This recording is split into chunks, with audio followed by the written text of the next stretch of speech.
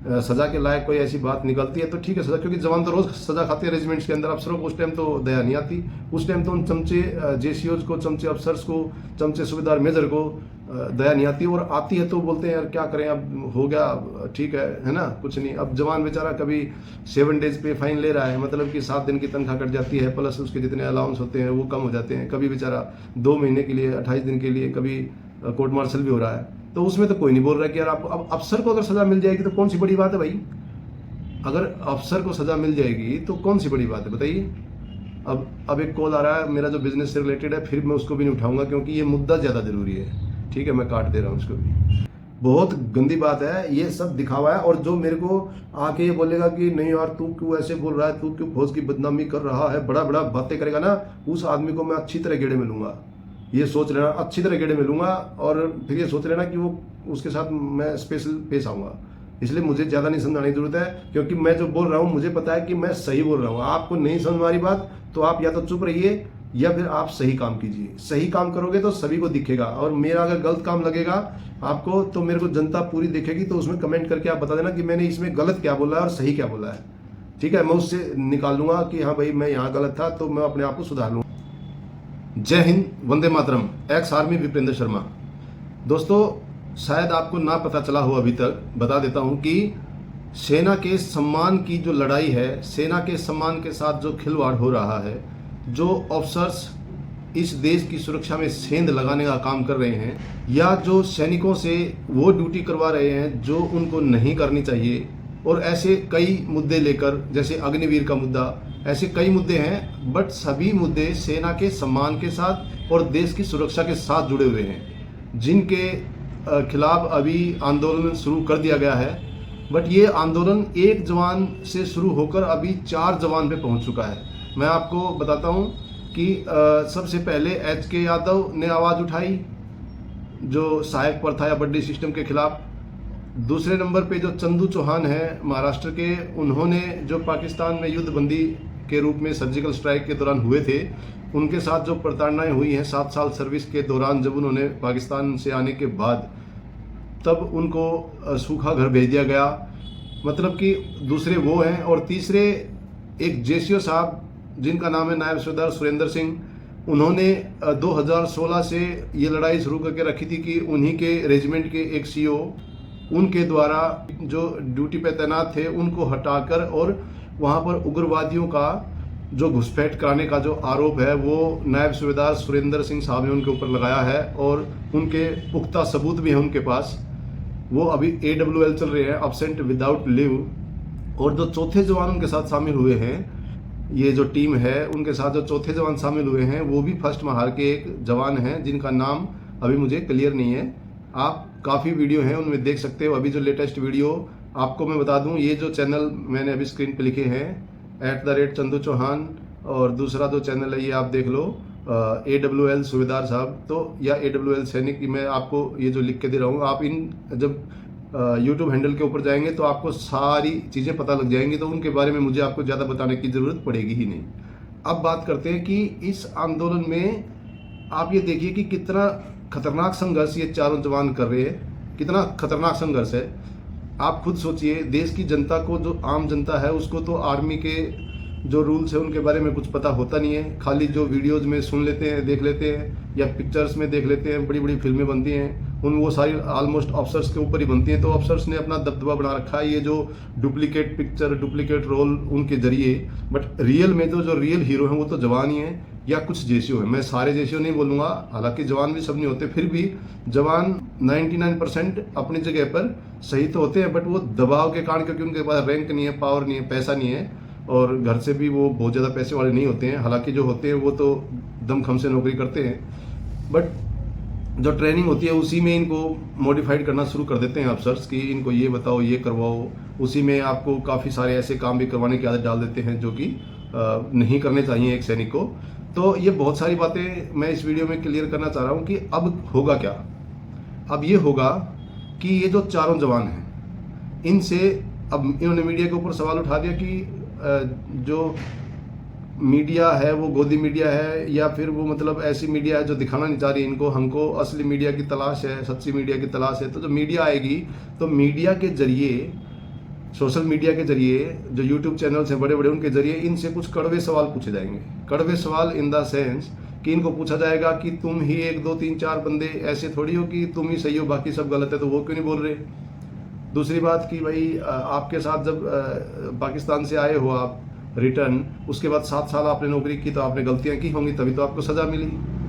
उसके बाद जो जेसीओ साहब हैं उनको बोला जाएगा कि आप कैसे बोल सकते हो कि इन्होंने घुसपैठ कराई, क्योंकि हो सकता है और भी कोई रीज़न हो, वो अंदरूनी बातें वगैरह वगैरह, मतलब बहुत सारी चीज़ें इनको ऐसे घुमा फिरा के पूछे जाएंगी कि ये अपना जो बोलना चाह रहे हैं वो पूरा बोल ही ना पाएँ। और हो सकता है कि जब मेन मीडिया आएगी इस केस को उठाने के लिए या इस केस को दबाने के लिए कहूँ मैं, तो क्या होगा कि इनसे ऐसे सवाल पूछे जाएंगे जैसे फौज की कोर्ट ऑफ इंक्वायरी में पूछे जाते हैं। मैं आपको बताता हूँ, फौज की कोर्ट ऑफ इंक्वायरी एक्चुअली केवल नाम की होती है, उसमें पहले ही सेटिंग कर ली जाती है कि एक्चुअली किसको सजा देनी है, किसको नहीं देनी है, किसको क्या बोलना है, वो सब अफसरों का अंदरूनी मामला सेट हो जाता है। और आर्मी की जो कोर्ट ऑफ इंक्वायरी होती है उनमें मैक्सिमम यही होता है कि सारे एक मन के अफसर होते हैं, और अफसर कोई भी हो वो सभी मिले जुले होते हैं। उनका कारण ये होता है कि फौज में रूल्स रेगुलेशन टाइट है, तो अफसर जो नीचे अफसर देखेंगे कि भाई नीचे वाले कौन कौन से अफसर हमारे हिसाब से चल रहे हैं, नहीं चल रहे, तो उनको थोड़ा सा डर पैदा कराएंगे, थोड़ा सा ड्यूटी एक्स्ट्रा दे देंगे उनको, कहीं कोई डिटेल एक्स्ट्रा दे देंगे, तो वो ऑटोमेटिकली उनके काबू में आ जाते हैं जो बड़े बड़े अफसर हैं। और जो AWL सूबेदार साहब, जो नायब सूबेदार सुरेंद्र साहब ने जो केस उठाया है, उसमें हो क्या रहा है, सब यही हो रहा है कि जैसे कर्नल बिस्ट है, उसकी रेजिमेंट का अफसर कोई भी नहीं बोल रहा। क्यों? वो इतने पढ़े लिखे या इतने अच्छी ट्रेनिंग करने के बाद इतने समझदार बनते हैं ये लोग कि भाई ऑफिसर तो पता नहीं कितने बड़े ज्ञानी होते हैं, कितने बड़ी नॉलेज होती है इनके पास। और हालांकि होता कुछ नहीं है, फौज का काम इनको दे दो तो आता कुछ नहीं इनको करना, ये सब हाथ खड़े कर देते हैं एट ए टाइम। जवान और जेसीओ जो अच्छे होते हैं वो भी, उसमें भी मैं आपको बता रहा हूँ, जो जवान और जेसीओ एक्चुअली ट्रेनिंग करते हैं और दमखम से नौकरी करते हैं, जो अपने आप में गट्स रखते हैं, वही काम आते हैं एट ए टाइम। बाकी सब जो ये खासकर कुछ ऐसे भी लोग होते हैं जो इस चीज़ में उनको मज़ा आता है और वो बचते हैं एक्चुअली सेना के काम को करने से, तो वो लोग फिर वहाँ पे फुस हो जाते हैं। तो अफसर क्या है कि जब फौज का असली काम आता है वहाँ पे फुस हो जाते हैं। अब यहाँ पे ये बात है कि कुछ ऐसे ऑफिसर्स होते हैं जो नहीं फुस होते हैं, तो वो केवल बस काम करने के लिए बच जाते हैं, फिर वो किसी मैटर में पढ़ नहीं सकते क्योंकि उनका बस नफरी जो बहुत कम है। तो वो सोचते हैं यार ठीक है, ऑफिस है, बंगला है, गाड़ी है, बच्चे अपना ये देखो और फौज का काम करो। बट जो घूस खाते हैं वहाँ फौज में राजनीति चलाते हैं, फौज के ऊपर ये जो RP सेक्शन को लागू करते हैं, अपने चमचे छोड़ते हैं, ठीक है, वो अलग अलग लेवल पे है, कंपनी लेवल पे अलग है, बैटरी लेवल पे अलग है, रेजिमेंट लेवल, कमांडर साहब जो ब्रिगेडर, सब लेवल पे अलग अलग सिस्टम है, वो अपने अपने पट्टे बनाते हैं ये। तो भाई साहब ये जो अभी सूबेदार साहब की जो मैं बता रहा हूँ कि अभी जो कर्नल है वो पट्टा बनाया और ब्रिगेडियर भी उससे खा रहा होगा पैसे, जो भी घूस के पैसे आ रहे हैं या जो इन्फिल्ट्रेशन के लिए जो पैसा लिया जा रहा है, और ऊपर का एक जो मेजर जनरल है वो भी खा रहा होगा पैसे। तो ये सभी इसमें धसे हुए हैं। इसलिए क्या हो रहा है कि सारे अब उनके पास पावर है, ऊपर मेजर जनरल बैठे हुए, सेना अध्यक्ष भी क्या होते हैं, ये सब जनरल, वो जनरल रैंक मिल गया बात अलग है, बट ये सभी क्या है कि एक साथ पले बड़े होते हैं, तो सारे एक दूसरे की बात को मानते समझते हैं। तो अभी जनरल साहब भी नहीं बोल रहे हैं, सेना अध्यक्ष जो है वो भी नहीं, वो तो बोल नहीं रहे हैं, और उसके बाद जो CDS है वो भी नहीं कुछ बोल रहा भाई अभी तक, तो क्योंकि उनके पास भी लेटर वगैरह सब भेज चुके हैं ये सभी लोग। और राजनाथ सिंह जो रक्षा मंत्रालय को देखते हैं, अब राजनाथ सिंह क्या है, उनको बोलते हैं कड़ी निंदा, उनका नाम है कड़ी निंदा, मतलब वो हर एक बात की बस शब्दों से कड़ी निंदा करते हैं। अगर कोई कुछ गलत हो रहा है कहीं भी देश में, वो शब्दों से बोलते हैं हम इस घटना की कड़ी निंदा करते हैं। अब वो तो कड़ी निंदा बस अपने शब्दों से ही करते हैं, बाकी कुछ नहीं करते हैं। और वो भी बोलते हैं कि भाई ड्रेस में मैं नहीं मिलूंगा, ये प्रोटोकॉल नहीं है। तो प्रोटोकॉल जब सिविल ड्रेस पहले चंदू चौहान ने तब भी नहीं मिला। अब आप सोचो कि मतलब भाई बंदा आया कितना परेशान होगा। अगर उस बंदे को कुछ हो जाता है तो क्या ये रक्षा मंत्री जवाब दे देगा कि भाई तेरे से मिलने आया था और तुमने मतलब कुछ एक्शन नहीं लिया, उसकी बात ही नहीं सुनी। उसके बाद ये विपक्ष का तो जत्था ही डाउन है। इनको तो बस अग्निवीर के नाम पे कोई बड़ा मुद्दा ऐसा, मतलब जैसे अग्निवीर एक बड़ा मुद्दा है, पेंशन वो ROP पेंशन, ये ऐसे बड़े मुद्दे हैं बस। ये तो हालांकि बड़े नेता को बड़े मुद्दे बोलना चाहिए, बट ये क्या छोटा मुद्दा है क्या कि देश की सुरक्षा में सेंध लगी हुई है और उसके पुख्ता सबूत हैं। और बिल्कुल जो पुलवामा के ऊपर बंदा HK यादव बोल रहा है कि मैं रक्षा मंत्री से भी डिबेट करने के लिए, लाइव डिबेट करने के लिए रेडी हूँ। हालांकि वो रक्षा मंत्री सोचेगा कि ये मेरे से क्या डिबेट करेगा, मेरी बेइज्जती है, मैं इससे डिबेट करूंगा। तो क्योंकि केजरीवाल ने, मोदी ने केजरीवाल से ही नहीं की, तो आप सोचो HK यादव से, एक सिपाही से एक रक्षा मंत्री तो करेगा नहीं, ये सही है। बट अगर वो बोल रहे हैं कि भाई ऐसा हुआ है और उन्होंने प्रॉपर एज प्रूफ सभी को लेटरबाजी किया है, तो उसका जवाब तो देना बनता है ना कि भाई हाँ ये हुआ है नहीं, इसके ऊपर तो इंक्वायरी बैठानी जरूरी है ना।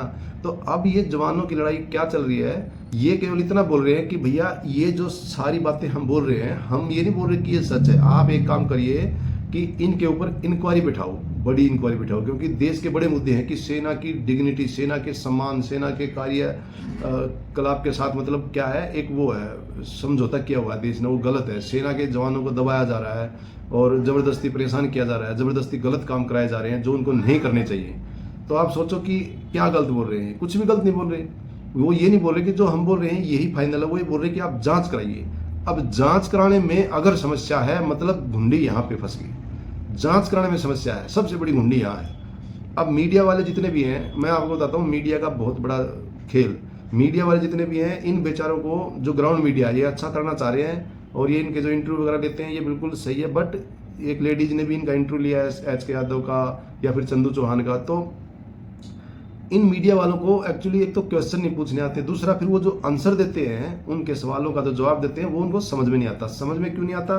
क्योंकि वो इस फील्ड से जुड़े नहीं है और इसके जो रूल रेगुलेशन और कायदे जो डेली रूटीन उनको समझ में नहीं आता कि ये क्या बोल रहे हैं और क्या ऐसे कैसे होता है। मतलब उनको ऐसा लगता है कि ऐसा कैसे हो सकता है। हालांकि मैं आपको एक एक चीज़ समझा सकता हूँ और समझाऊंगा भी, ये खासकर क्योंकि फौज तो सारा सब कुछ जानती ही है, फौज तो सब कुछ जानती है। तो फौज को मैं एक दो ऐसी वीडियो बनाऊंगा जिसमें सिविल जनता को ये सब चीज़ें समझ में आ जाएं।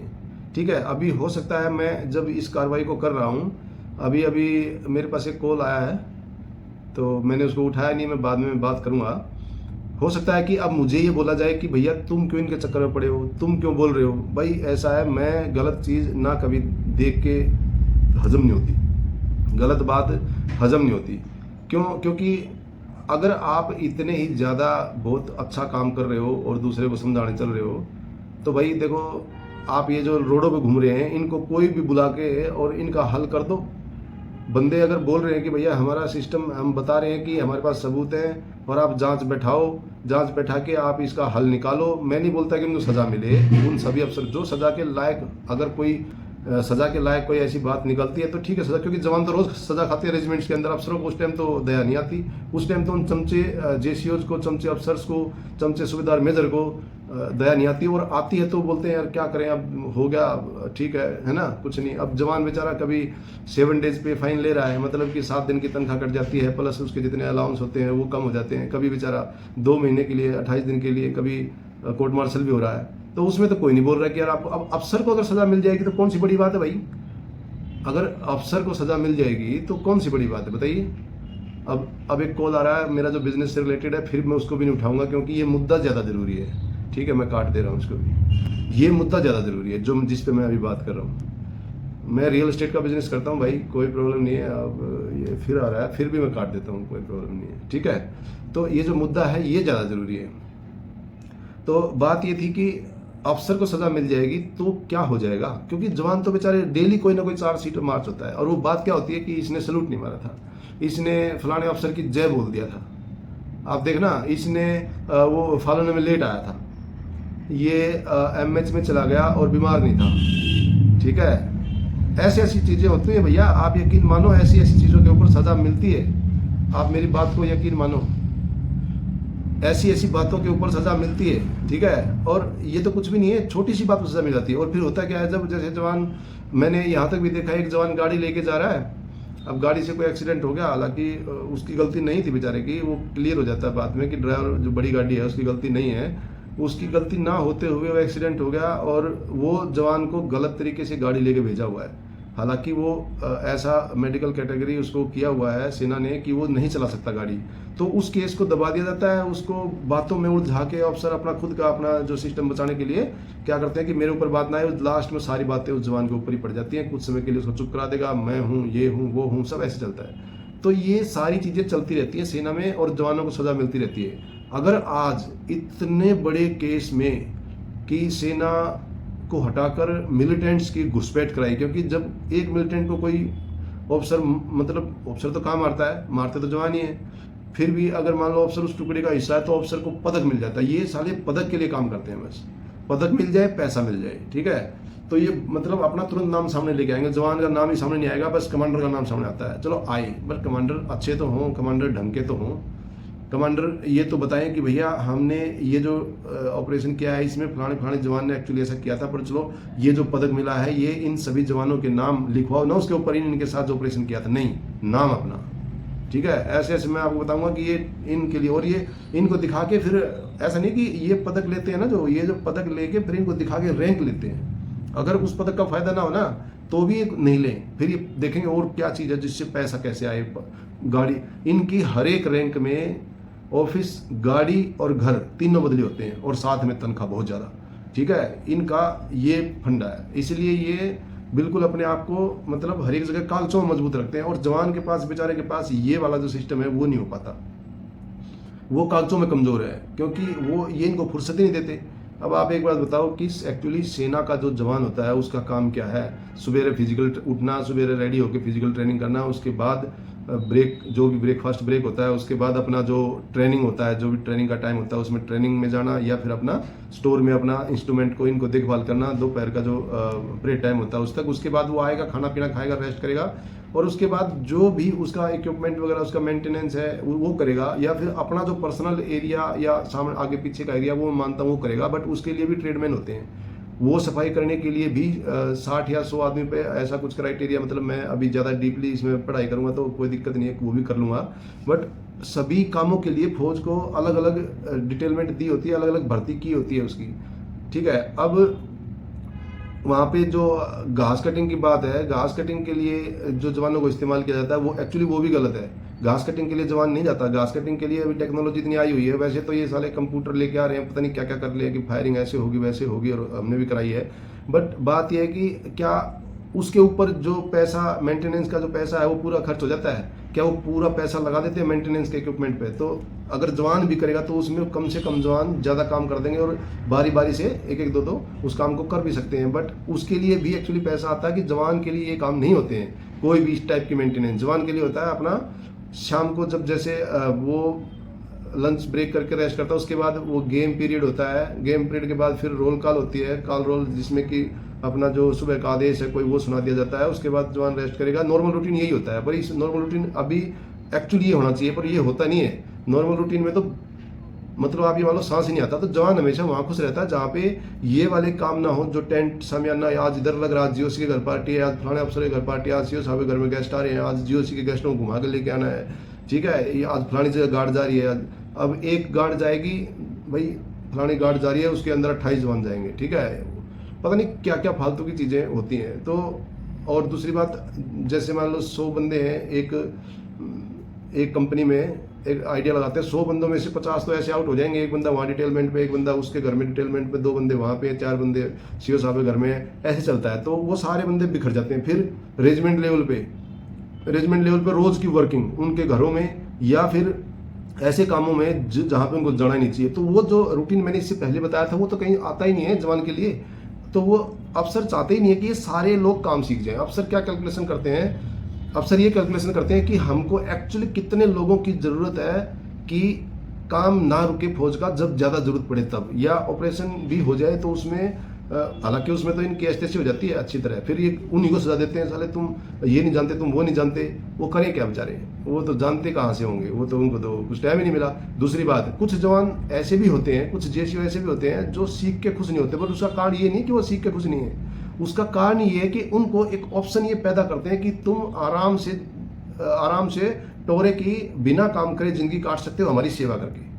तो अब जब हम बच्चे को बिगाड़ेंगे, जब हम अपना ऐसा काम कराएंगे बच्चे से जिसमें उसको कोई परेशानी नहीं है, हल्का फुल्का काम है, तो वो क्यों हार्ड काम करना चाहेगा? तो गलती लास्ट में गलती इन्हीं की आती है जो सुपीरियर ऑफिसर्स हैं, और कुछ जेसीओ भी। तो जेसीओ तो ऐसे होते हैं कि वो जो बेचारा जवान से सीखता रहा ऐसा ही जेसीओ बन जाता है। और मैंने पहली वीडियो में बताई थी कि अगर 30 जेसीओ बनने हैं तो 10 वो होंगे जो ट्रेड वर्क जानते होंगे, 20 ऐसे होंगे जो इनकी चमचागिरी में लिप्त होंगे। वो इनका रेशियो रहता है कि हमको कितने जेसीओ ढंग के चाहिए।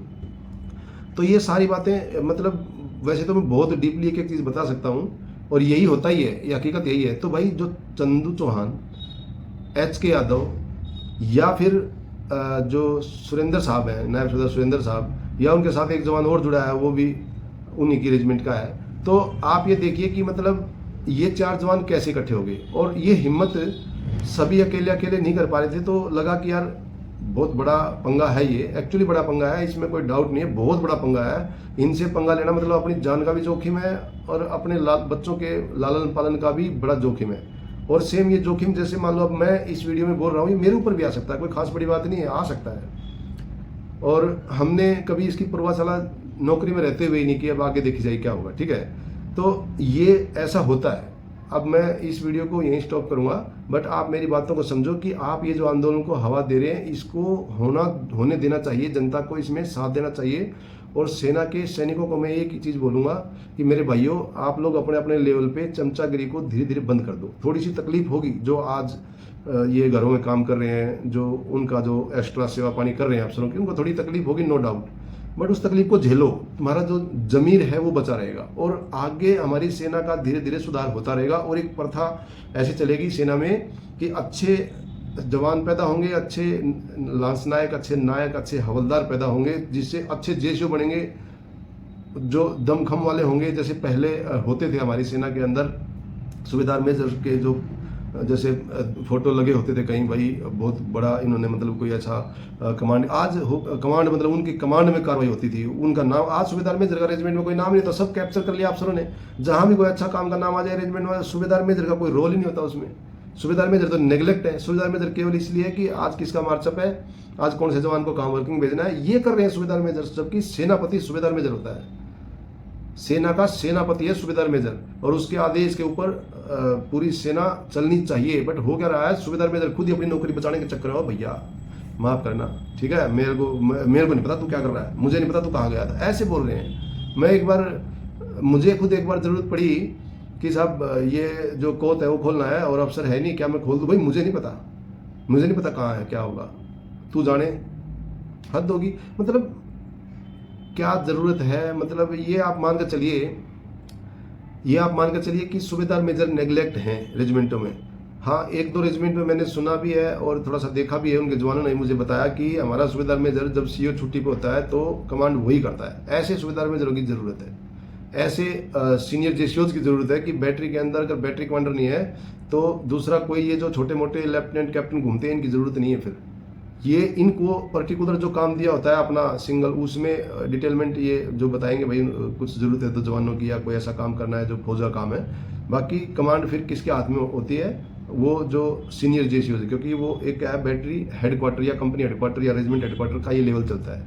बाकी सेकेंड इन कमांड हर एक जगह रहता है, ये सब सिस्टम है।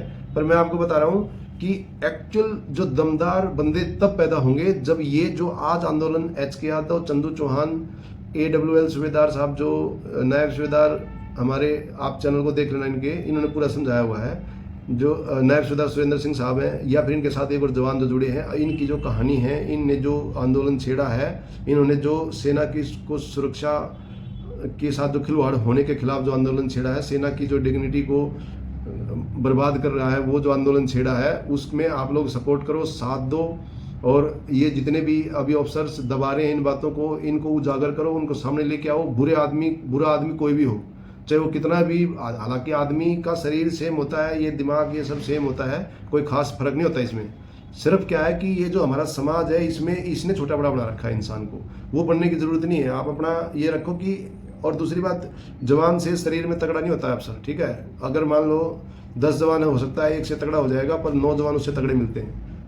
स्टेमिना जवान के अंदर होता है, ये 4 मिनट में झाग फेंक देते हैं कहीं भी, क्योंकि इनको कुर्सी पे बैठने का स्वाद बड़ा है भाई, ये कुर्सी पे बैठते हैं। और कोई ज़रूरत नहीं है कि हम नहीं बोलते कि ये बहुत ज़्यादा तगड़े हों, बहुत ज़्यादा उछल कूद वाले हों, भाई ठीक है, आप कुर्सी पे बैठो, पर न्याय संगत कार्य करो, फौज को फौज के तरीके से चलाओ, अपना जो तुम्हारा बनता है वो लो। आपकी तनख्वाह भी ज़्यादा है, आप यार ये दोनों जगह से मार रहे हैं, ये साले अपनी तनख्वाह भी ज़्यादा लेते हैं, अपना रैंक भी फास्ट करवा लेते हैं, हर जगह इनकी चल रही है, अपने सारे खर्चे फौज के काम से, फौज के पैसे से निकाल लेते हैं, क्या नहीं करते हैं, सब कुछ करते हैं, ड्रेस तक फौज के पैसे की सिलवाते हैं, पूरी तनख्वाह ऐसे कैसे अपना इन्वेस्ट करते हैं और सारा खर्चा वहीं से फौज से निकालते हैं। किसको नहीं पता, सबको पता है, कोई बोले या ना बोले उससे क्या फर्क पड़ता है। और किसको नहीं पता है कि सेम नेता भी ऐसे करते हैं और बहुत चोरी का पैसा इधर उधर से सारा इकट्ठा करके फिर इलेक्शन लड़ते हैं। तो ये सब एक ही थाली के चट्टे बट्टे हैं, ठीक है। अब ये जो आंदोलन चल रहा है, ये आंदोलन में ऐसे तो मुझे लग नहीं रहा कुछ होगा, बट ये करना पड़ेगा कि ये आंदोलन करो, फिर ऐसे लोगों को सत्ता पे बैठाओ जो भाई रक्षा मंत्री है तो रक्षा मंत्री रक्षा के बारे में कुछ जानता होना चाहिए, ठीक है। सेना अध्यक्ष है तो ऐसे उसको बनाओ जिसका रिकॉर्ड मतलब सही हो। रिकॉर्ड तो चलो देखते ही हैं, बट वो सही तरीके से सही हो। बहुत सारी चीज़ें हैं, अब इनके ऊपर एलिगेशन लगाना इतना आसान तो नहीं होता ना, ये कागजी कार्रवाई में बहुत मशहूर होते हैं और जवान यही फंसता है, और इसीलिए जवान को ही दबा के रखते हैं। कारण यही होता है, जैसे ही जवान होता है तो कागजों में दबा देते हैं। और ये चंदू चौहान को आप सोचो कि 5 सज़ा दे दी, और 5 सज़ा देकर उसको फौज से आउट कर दिया, सूखा घर भेज दिया। अब कैसे दे दी 5 सज़ा यार? ऐसा तुमने ये भी नहीं सोचा कि बंदा यार क्या करेगा, और वो जो 5 सज़ा तुम दे रहे हो जल्दी जल्दी इसको, वो किन किन बातों पर दी है, क्या बातों पर दी होंगी? बस ऐसे ही थोड़ा सा बंदे को तंग किया, एक्स्ट्रा डिटेलमेंट दी, सभी रिसीवर ने बोल दिया इसको साले को यहाँ पे लो, वहाँ यहाँ करो, यहाँ भेजो, वहाँ भेजो, या किसी भी अफसर ने उसके पीछे पड़ गया। अब बंदे को दिमाग खराब होगा, किसी को कुछ बोल दिया होगा, क्या करेगा? दुखी होता है आदमी। और ऐसे ही होता है रेजिमेंटों में भाई, किसी को ऐसा होता है थोड़ा बहुत दारू पीने की आदत होती है। अब ये दारू फौज में दुनिया भर की बिकती है, ठीक है। इसके ऊपर फिर कभी बात करेंगे। ये अंग्रेजों का चलाया हुआ जो नियम चल रहे हैं ना 1950 वाले, उसमें ये सारी चीज़ें शामिल है कि करेक्टर कैसे डाउन किया जाए इंडियन सोल्जर का। उनको फिर दारू पिलानी, चाय पिलानी शुरू की, चावल खाना, आलू खाना, ये सब चल रहा था। वो सब आगे कभी बातें करेंगे। बट आज का जो ये मुद्दा है, मैं ये चाहता हूँ कि आप लोग जो ये चैनल हैं चंदू चौहान भाई का, और ये जो AWL सूबेदार जो चैनल है, आप इनको हो सके जितना हो सके इनको वायरल करो, जितना हो सके वायरल करो। जितना ज़्यादा हो सके वायरल करोगे तो होगा क्या कि इनकी बातें ऊपर तक पहुंचेंगी। जब ऊपर तक पहुंचेंगी तो दबाव आएगा, जनता भी साथ आएगी। सेना के कुछ लोग जो ऑलरेडी परेशान हैं, या जो देश प्रेम में अच्छा मतलब अपना गट्स रखते हैं, और वो जो डरते नहीं है, क्योंकि हालांकि सेना तो बिल्कुल डरपोक हो ही चुकी है, आप ये मान के चलो। वो इसलिए हो चुकी है बेचारी, करे क्या? अगर नौकरी छूट गई, अगर फौज से इन्होंने पंगा ले लिया तो इनकी तनख्वाह बंद हो जाएगी, तो एकदम इनका परिवार तो रोड पर आ जाएगा, जैसे अब चंदू चौहान का रखा है, ठीक है। अब वो सूबेदार साहब बोल रहे हैं कि भाई मेरे को पेंशन नहीं चाहिए, मैं कमा के खा लूंगा। बट ये जो ढांचा 2016 से उसने जो देखा है, जो चल रहा है, उसको ठीक कर लो। वो भी बात समझ में नहीं आ रही है लोगों को। और एक कोई भाई उसको पैसे भेज देता है सूबेदार साहब को, तो बोलते भाई ये मत भेजो मेरे पास, मैं अपना कमा खा लूंगा, कल को मैं ये बदनाम ना हो जाऊं, और आपका भी खून पसीने की कमाई आप मुझे मत दो, ठीक है। ये सारी बातें क्या साबित नहीं करती हैं कि वो कितने ईमानदार हैं और कितने दिलेर हैं, और फिजिकल एकदम फिट। आज भी चैलेंज कर रहे हैं, घातक टीम के हिस्सा रहे हमेशा, ठीक है। तो ये सारी बातें हैं, मैं बस यही कहना चाहता हूँ। और हाथ जोड़ के सभी जो देश की जनता है, देश के सैनिक है, क्योंकि ऊपर वाले से कोई उम्मीद नहीं है और ना कभी हमने देखा रही है। हालांकि कुछ अच्छे अफसर हैं, खासकर मैं चाहता हूं कि कोई भी अच्छा वकील या मतलब देश प्रेमी वकील अगर सुन रहा है तो इनके जो मुद्दे हैं उनके ऊपर संज्ञान करे, और साथ में जो बड़े चैनल वाले हमारे जितने भी फौजी भाई हैं वो इनके मुद्दों को ऊपर उठाएं। ये तो अपना काम कर ही रहे हैं, अभी जनता और जो भी इनके सपोर्ट में लोग आ सकते हैं। अगर कोई नेता भी ऐसा है, कोई अफसर भी ऐसा है कि जो ये सोचे कि यार नहीं मैं भी भारत के सेना का हिस्सा हूँ, या फिर कोई सिविल ऑफिसर, कोई भी ऑफिसर ये सोचे कि मैं भी इस देश के अंदर रहता हूँ, अगर इस देश की सुरक्षा में सेंध है तो कल को मेरे ऊपर भी असर आएगा, तो उसको भी अपना जो वो योगदान कर सकते हैं किसी भी टाइप का, वो इनके जो बात है आंदोलन है उसमें योगदान करें। उससे क्या होगा, देखो मैं बहुत छोटा आदमी हूँ, मैं कुछ नहीं हूँ, मैं एक एक्स आर्मी सोल्जर हूँ, तो मैं तो बस ये है कि मेरे से ये चीज़ देखी नहीं जाती, इसलिए मैंने इसके ऊपर वीडियो बनाना शुरू कर दिया। नहीं तो मेरा तो अपना धंधा करता हूँ, साफ सुथरा धंधा करता हूँ। लोगों को ज़्यादा मैं कहीं भी मतलब कोशिश यही करता हूँ कि कोई मेरे पास आए तो कुछ ना कुछ अच्छा ही लेके जाए और जायज़ रेट में लेके जाए। भाई धंधा करना कोई बुरी बात नहीं है। हालांकि ये जो दुनिया है एक जंगल है, ठीक है, ये एक जंगल है, इसमें एक दूसरे को हम मतलब या तो बेरहमी से मार के खाएं, या फिर उनसे इतना ले लें कि भाई हमारा भी घर चले और तुम्हारी ज़रूरत भी पूरी हो जाए। ये अलग अलग तरीके हैं। एक होता है जो बिजनेस है उसको सेवा बनाना, दूसरा ये होता है जो काफ़ी लोग करते हैं कि सेवा को भी बिजनेस या धंधा बना देना। तो हम ये इसी कोशिश करते हैं कि जो बिजनेस है उसको सेवा के तरीके से करें, और यही हमारा मोटो रहा है। ऐसे ही हमने जो सेना में नौकरी करी, हमारे अंडर में जो भी जवान आए उनको हमने अच्छा ट्रेनिंग भी दिया, और उनको हमने ज़्यादा कोई तंग भी नहीं किया, बट काम के समय पे हमने रगड़ा भी दिया बुरी तरह। ऐसी बात नहीं है, उस टाइम अच्छी तरह डंडा लेकर कूटते भी थे अगर बंदा काम सही नहीं कर रहा है या सीख नहीं रहा है तो। हालांकि गलतियां छोटी मोटी ज़िंदगी में सभी से होती हैं, कोई यहाँ भगवान नहीं है। भगवान होता तो फिर वो इंसान के रूप में ऐसे कृष्ण या राम की तरह आता, फिर हमारी तरह गधों की तरह इधर नहीं आता, ठीक है। इसलिए रही बात दूसरी कि कोई अगर मेरी किसी भी वीडियो के दौरान अगर ये बोलेगा कि आपने भाई ये पढ़ाई नहीं की तो आपने ये आंकड़ा गलत बता दिया या ये बात गलत बता दी या इस कानून के बारे में आपको पता नहीं है, तो मैं हाथ जोड़ के बोलता हूँ कि मुझे सीधा सीधा कानून पता है। अगर आप बोलोगे संविधान के हिसाब से तो 2 मिनट लगती है। आज की डेट में चैट जीपीटी है, मैं कुछ भी चाहूँगा तो पूछ के बता सकता हूँ, पर ये सब समय की बर्बादी है क्योंकि इसका कहीं भी कोई पालन हो नहीं रहा। ये सब कागजों के अंदर है। अब कागजों के अंदर यही और कहीं है ही नहीं है। ठीक है, ग्राउंड के ऊपर आप देख लो कि ये संविधान है क्या? ये संविधान में लिखा क्या कि 4 जवान रोडों के ऊपर घूमेंगे और कोई नेता कोई अफसर उनकी बात को सुनेगा ही नहीं। ये कहीं लिखा है कानून में? पर ये हो रहा है। इसलिए मेरे से कानून और इनकी अगर कोई बात करेगा बड़ी गुस्सा आएगी, मैं उस आदमी को फिर कानून तोड़ के ही समझाऊंगा। ये ध्यान रखना। इसलिए आप लोग बस यही है कि जो मैं नहीं बोलता कि सारे कानून या तो फिर कानून जो बने हुए हैं उनके ऊपर सभी चलो, नहीं तो फिर वो नीचे वाले या जवान या जनता ही क्यों चले, ऊपर वाले नेता ये अफसर ये क्यों नहीं पूरा चल रहे? ये कागजों में चल रहे हैं पर ग्राउंड के पीछे से हम क्या क्या कर रहे हैं, हम सबूत दे देंगे सारे। ठीक है, हम सबूत दे देंगे और मैं तो दे ही दूंगा। अगर कोई मेरे से पंगा लेगा तो मैं तो 1 मिनट में सबूत दे दूंगा और सबूत यहीं बैठे बैठे बता दूंगा, ये सबूत है, वहां पे जाकर चेक कर लो और वहां वही मिलेगा। ठीक है, मेरे पास सारे तरीके हैं, बट मैं किसी से ज़्यादा उलझना नहीं चाहता। मैं ये चाहता हूँ कि ये जो आंदोलन है, ये अगर किसी ने अच्छी शुरुआत की है तो उसमें सारे सपोर्ट करो ताकि सिस्टम देश का सुधरे। मैं नहीं चाहता कि खून खराबा हो, मैं नहीं चाहता कि किसी को गलत सजा मिले, मैं नहीं चाहता कि हो सकता है कर्नल बिष्ट सही हो, मैं तो बोल नहीं रहा, पर जांच करो ना भाई। जांच क्यों नहीं बैठा रहे? उसको जो जेसीओ को प्रताड़नाएं दी हैं उनकी जांच करो कि क्यों दी, ऐसा उसने क्या गलत बोल दिया था?